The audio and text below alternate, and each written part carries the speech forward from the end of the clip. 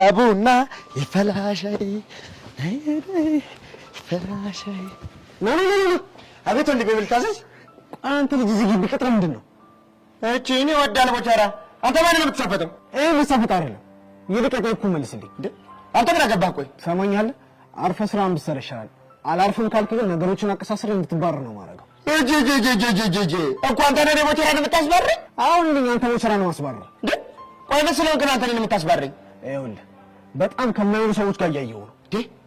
ቆይ ከማን ጋር ይተኝ ነው? ይኸውልህ ከጄሪ ጋር እየው ዝም አልኩኝ። ከዛ ከሄርሜላ ጋር እየው በቃ ይሄ ልጅ መግባባት ይወዳል አልኩኝ። አሁን ጭራሽ ከሄቨን ጋር እየው አሁን ይሄንንም ጉዳይ ብለህ አቀሳስረህ ልታስባረኝ ምናምን መሆኑ ነው። ይኸውልህ ነገርን የማታውቅም ከሆነ እመነኝ አደርገዋለሁ። ለባረር ችግር የለውም ግን ያኔ ስባረር አንተንም ይዤ ነው መባረር። ማለትማ አንቺ ሰው አያየኝም ብለሽ በቃ በአንተ ቤት ሰው አያይህም።